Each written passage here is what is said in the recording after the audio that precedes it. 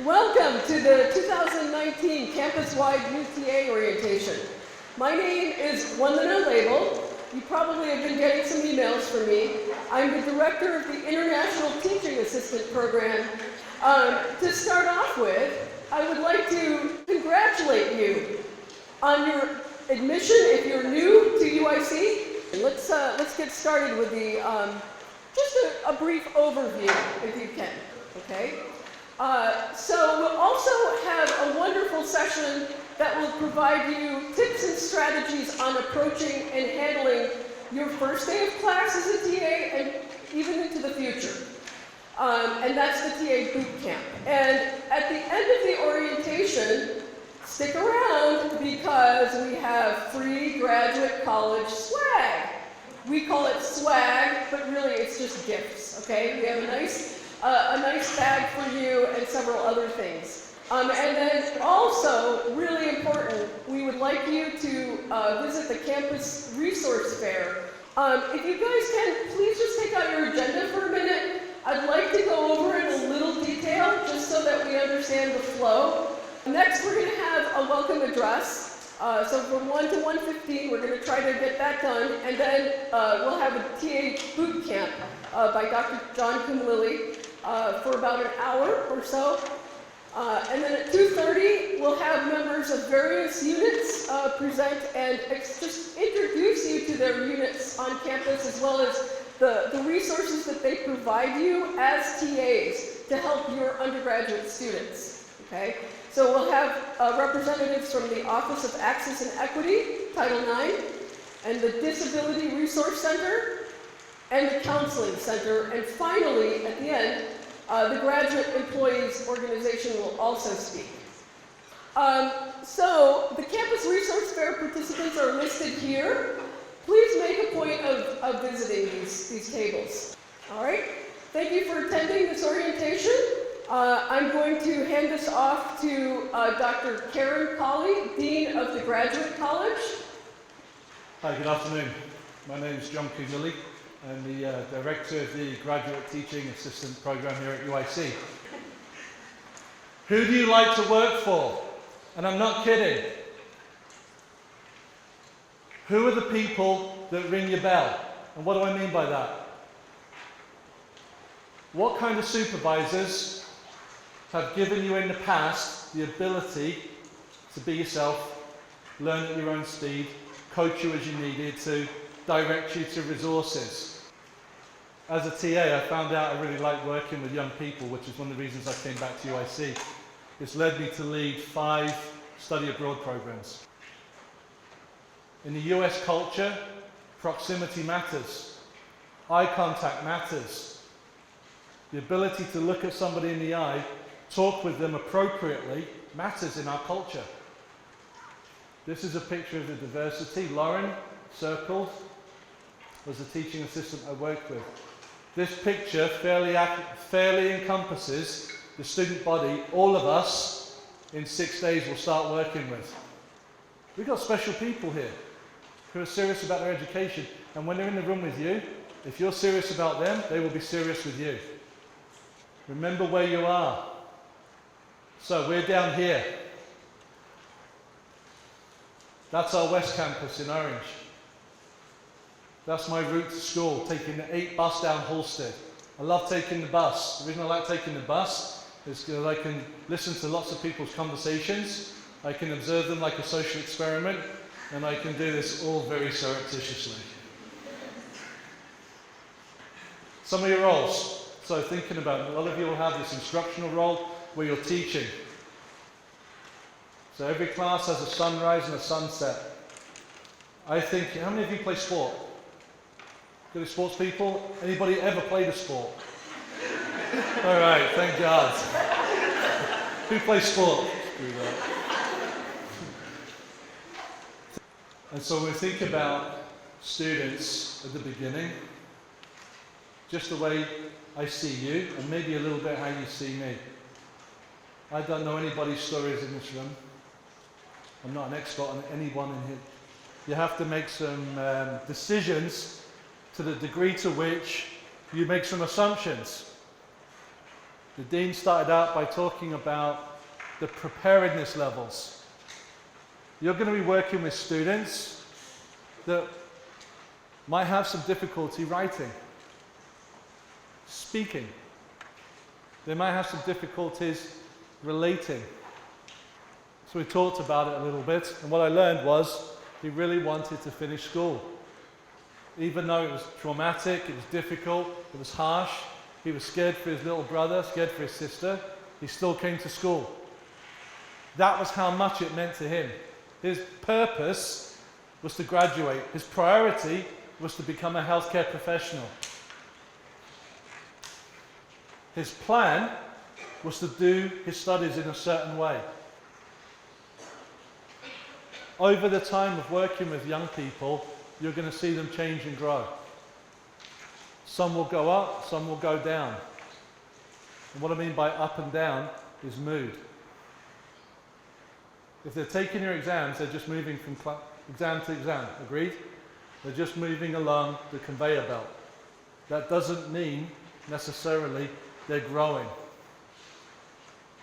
So you try to observe how they grow. So they might be growing intellectually, but do you identify the student who starts to speak to the next door neighbor? At the end, the iceberg might be a little larger. So how many of you have seen this iceberg idea before? What's below and what's above? If you want more from them, you have to create the opportunities for them to show themselves.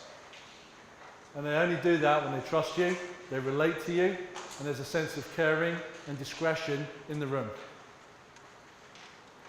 And it's possible here at UIC, you'll have challenges you won't face anywhere else. So before we get to the workshop and we take a breather, these are some things that have happened to thousands of prior teaching assistants. And every year we have about 400 in this room. Don't be fake. The cultural moment that we're in, and maybe you know better than I do, the cultural moment that we're in means authenticity wins. Some of the common TA needs, well, I mentioned content, relationships with your supervisors, relationships amongst your peers. These are things that commonly come up. Shouldn't have happened because I should have had the barriers there. Okay, that was on me. I recommend you think about, if you're a couple of years ahead in age, think about how you're going to do that space. If you've just finished your undergraduate and now you're coming in as a graduate, relax about it. Be open about it. Be yourself. Be a learner. They'll appreciate that.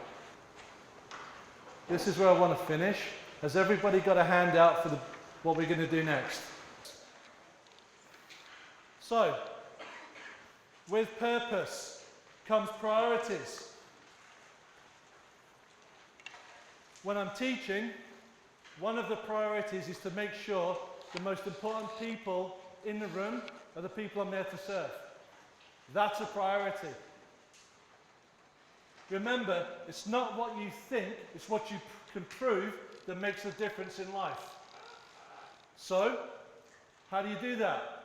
If your purpose is to serve and your priority is your people, your plan must be to amplify the capabilities so that when they perform on an assessment, a case study, a quiz, a discussion, a case presentation, whatever it is that you have them doing, they can observe themselves and you can observe them as well. You can get engaged, motivated individuals. If you want people to respect the process quickly, your first activity invites them to talk about something they're an expert in. You're an expert in your purpose. You're an expert in your priorities. So every class that you teach, you have an opportunity to ask a question like, before you came in, what questions did you ask yourself? Well, we call it priceless.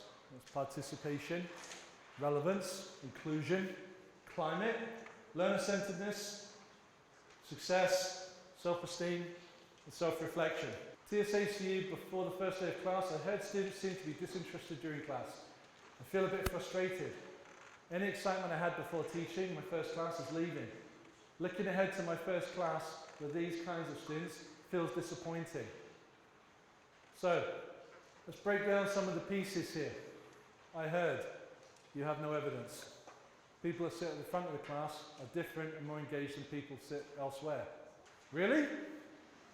So you have a fantasy in your head about how things might be, and now your excitement is decreasing. Looking ahead to my first class with these kinds of students, bias. Our solution, I think, is to, and as you were saying, get rid of your sort of bias and preconceptions. Some students are going to have like bad days where it's going to feel like the hardest subject in the world. Some students will want to participate. So knowing that you're going to come into a topic and that not every day everyone's going to be engaged, but the goal overall is to get people in discussion, help other people teach their peers, and overall just building an environment where it's not just teacher students, everyone can help each other learn something. And so you'd want to start, ideally, with something like an icebreaker. Getting to know, perhaps, what students were doing during the summer break or whatever.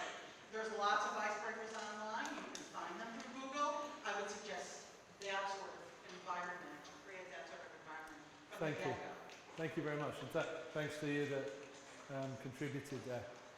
Let's coach Tia on the next one. Okay, I'll come up for that in a second. Done soon. Okay. My supervisor instructed me to lead their lab discussion sessions. I have no training. Not uncommon. I'm an introvert, common in graduate school. Just saying. And only listen in class. Yep, that matches. And I ask questions when I've thought something through. Logical, reasonable, and quiet. Okay, can be perceived. I tend to be quiet. I have not led a discussion group in front of a class before. High anxiety, low competence. Not unusual. They might embrace it. I don't enjoy feeling singled out, but I enjoy classes that are engaging. So maybe they like to be engaged as they need to be engaged. Maybe this is learning a little bit like you're saying. I just don't know how to go about facilitating discussion. What do you think I should do to prepare to do this? So working with your seatmate again, come up with some solutions for Tia. Cool. And actually, all of you could benefit from looking at visual thinking strategies. So it could be an icebreaker for many classes. And let's face it, what is life about? Making decisions, no? And there are always consequences from decisions. So they can have discussion to facilitate thinking. But again, you're hearing my preference here. I prefer stakes. I prefer things that people care deeply about. So create discussions that people care deeply about and invite the discussion to lead towards a decision. Because then, as people decide, the heat goes up. It becomes prickly. And where's the energy? The energy is not in the safe middle, it's on the edges. All right, here's the last one. I hope my students like me. Well, who doesn't want to be liked? Put your hand up. Shocking. Right, so we all like to be liked. Let's agree to this. Tia's human. I don't want to be seen as negative or someone they can't talk to. Empathy shifting over here. Right? Some of the more, let's say, let's teach them hard. Taskmasters or taskmistresses in the room. This first sentence might be getting away from you. I had good teachers before I came to UIC. I hope to be like some of them. That's a high standard. How about, I'd like to be like some of them in their early careers.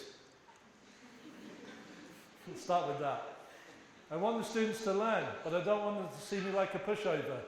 The tension between being facilitative, likeable, and demanding. It's a difficult balance, eh? So maybe there isn't a balance. I heard there are students from all over the world, different cultures, religions, and languages in every class. Parenthesis. Ah! Okay, so let's talk about 5 things you can do immediately. Okay? First thing, see your class roster? Print your class roster out, and as people come in, you look at them in the eye and you say their name. First thing. Second thing, icebreakers. Okay? Third thing, tell your personal story. Okay? Share a little bit of yourself that you want them to know that's relevant and germane to the experience. Fourthly, have them do a goal-setting activity. What's your goal for the course? At the end of the course, how might you see yourself being different? They might not have an answer to that, but it gives you a starting point for the next class, okay, to come back and deal with the goal setting. And then the fifth thing is by the end of the class, have said everybody's first name, so that the crescendo is something that has high stakes enough and everybody survives the struggle together. I'm glad that I'm going to be working with you. If you're in my classes in the Foundations of College Teaching Certificate that my colleague Tanya and I teach on behalf of Dean Colley in your graduate college, I look forward to working with you. Now we've met, if we've met now, come back and see me or contact me. I welcome questions and getting back with you. I do want to support what was said earlier by Vandana and the Dean. Many of your departments have fantastic educators.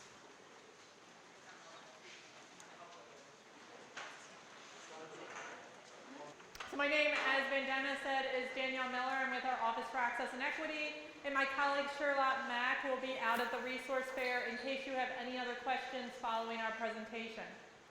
So what we're going to start out with talking about today is our sexual misconduct policy.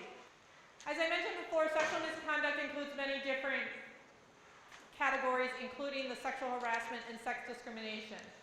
These include dating and domestic violence, stalking, and sexual assault. So again, to the extent that somebody comes forward and it fits into one of these categories, or you're not sure if it is one of these categories, you do have that obligation to contact our Title IX office in order for us to become aware of that report and for us to reach out to that survivor or that individual in order to get them support and resources and make them aware of their rights here on campus. When you do reach out to the Title IX coordinator, you can do that by contacting our office via title9@uic.edu via email. You can call our office. Our information is on our website. Or you can stop by our office. We are located on West Campus at Marshfield in Polk. In addition, we have a UIC sexual misconduct website that includes all this information that I'm reviewing today, as well as information about resources in the community and our policies and procedures to the extent that you are curious or would like additional information as a follow-up to this presentation. If you do receive information about sexual misconduct or you reach out to our office, we will ask who is reporting this, who is sharing this information with you, and do you have any other details about the incident that that individual shared. At this point, you'll also want to remind that person of your obligation to report. And then to the extent that you do make that report, that ends your obligation. So when someone reaches out to the Title IX coordinator, as I mentioned before, we will reach out to that individual who is affected by the sexual misconduct and provide them with support and resources. With regard to the Title IX investigation overview, it starts out with, as we've been talking about, a report to the Title IX coordinator. That report can come from a responsible employee. It can also come directly from an individual. To the extent that it is a finding made against an employee, then we'll make that final finding within the Office for Access and Equity and work with the respective unit, again, for any disciplinary sanctions. The Campus Advocacy Network is another great resource for students or for yourselves or for employees in which you're seeking confidential assistance as well as referrals to external sources for individuals affected by sexual misconduct. So before we completely wrap up, this is information about the Title IX process, but I also want to very briefly mention, which will be echoed in Sophia Hamilton's presentation as well.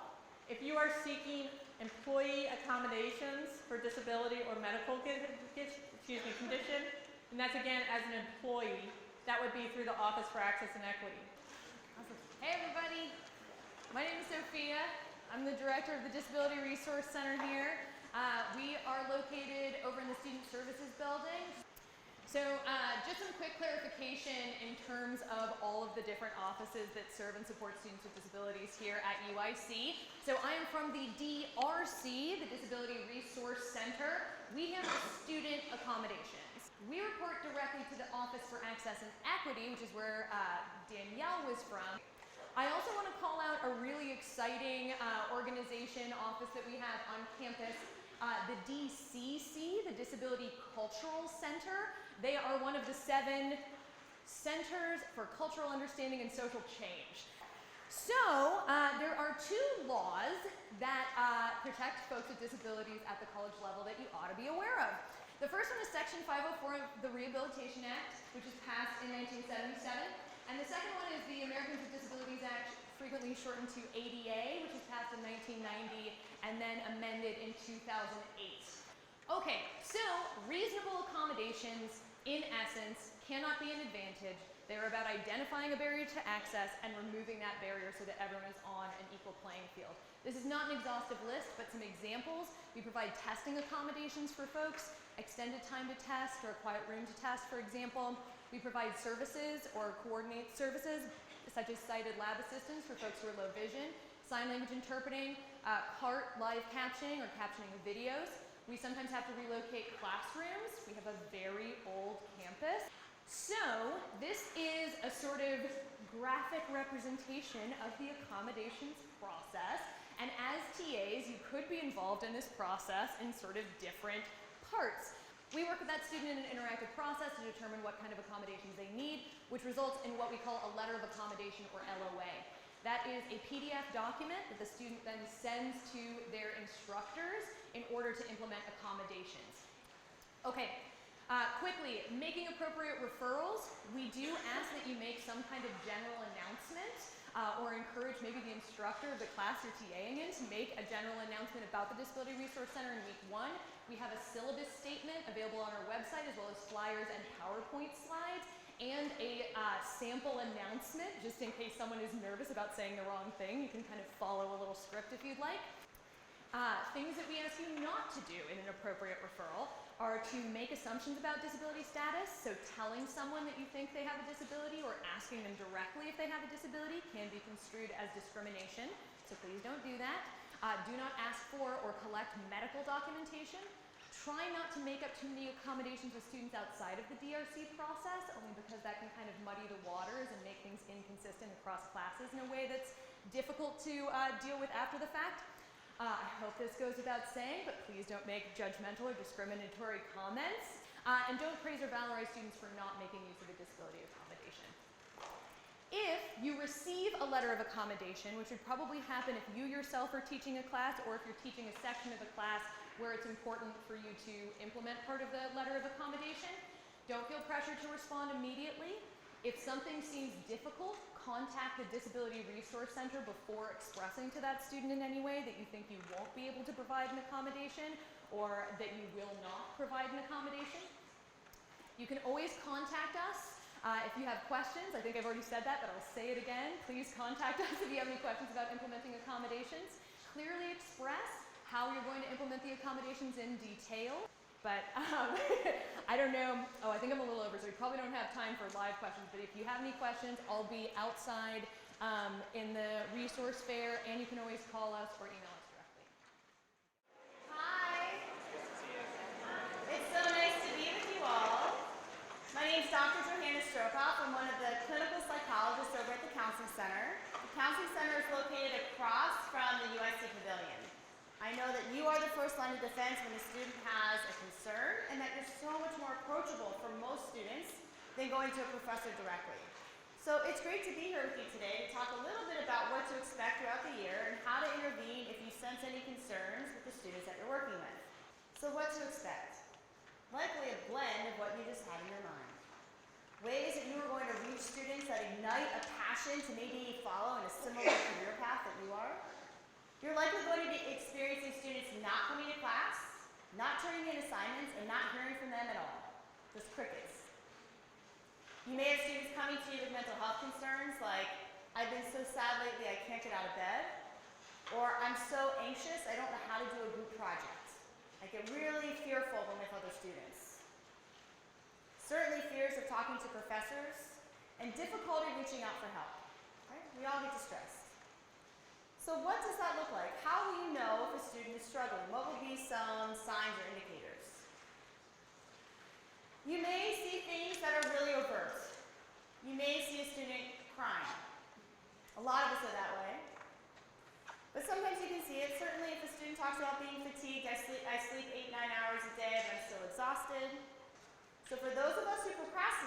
talking to a shrink right now who's asking you to maybe think if you're avoiding something you're afraid of. So what to do? What is your role? If you see a student who's not coming to class, or who's doing maybe a change, like they got an A in the first few exams and then they got a D in the third exam, that's a change, that's a shift. So when I'm having a rough week, I get a lot of comfort if I get a text message from a friend that says, hey, I know you have a busy week ahead. How you doing? You can also say things like, the Counseling Center has a website that you can look at. So if you wanted to kind of not recommend it directly, say check out the website. They have some self-help tools on there. I know they run some workshops on things like test anxiety. You don't want to ignore the problem. So I would trust your gut. If you have a student that's missed 3 classes in a row, you may sense that, ooh, I wonder if they're struggling, let me reach out. And while you're being awesome initiators and checking in, you also don't want to diagnose the student, okay? So you're not going to have them write down their dreams for you from the night before. You don't have time for questions, but certainly you are welcome to reach out to us for any further questions. You all are brilliant. Thank you for working with us and have a great year ahead. Yeah. So, hey everyone, I'm Sajan. I am a 5th year physics PhD student. We are the union that represents all TAs and GAs on campus here. We're a member-run labor union, so Erin and I are both members, as we just discussed by the fact that we're both PhD students. And so what do? We bargain for contracts with the UIC administration, that's a typo, and we also defend the contract against violations. What we mean by being member-run is that we are elected from the membership, so as members of the union, you would elect whoever replaces us at the end of the year to continue working on this stuff. You all will form committees, you get to vote on issues, we bargain the contract during formal negotiations with the administration, so these are all things that people in this room will hopefully decide that they care about and get involved in. So your dues are 2.4% of your paycheck, and this is the only funding that we receive because we are completely member-driven. You have rights as a worker, and as the union, we all work together to fight for those rights and to improve our workplace. Capacity as an employee is violating your rights under the GEO contract. The union will work with you to resolve that issue, so we can represent you in a grievance process. Our grievance chair's over there, Rosaire, wave to everyone. So he takes the lead on a lot of those. So if you believe that your rights as a worker are being violated, you can contact him at that email over there. That's also on our website. Okay, so I'm going to talk about probably the most important part of the quick little presentation that we have, is that what we've won as the union. So in March of this year, we all went on strike as the union, all the members. We withheld our labor, we didn't teach, we weren't doing the work that grad assistants do. So what that included was a 14% raise over 3 years. That's the largest raise we've ever gotten. We also saw for the first time ever in our history a reduction in fees. So like the international student fee, how many of you are international students? A lot of you. So the international student fee, we got that cut in half. So if that wasn't a big enough pitch as to why you should join the union, I'm going to just say a couple more things. We are stronger together. So the only way that we were able to win all of those things is because we had such high membership numbers and because we were all out there fighting for a better contract for what we deserved as workers together. A lot of you already signed these signed these cards, but if you haven't already, we passed them all around. We have our other members that are in the aisleways to collect those from you. So make sure, the biggest thing is to sign both signature lines on the card. So yeah, we have people in the aisles to collect those from you. Again, I know a lot of you already signed them, so if you already did, that's fine. Also, we're going to be out at the resource fair, so if you have questions, talk to any of these people in UGO shirts.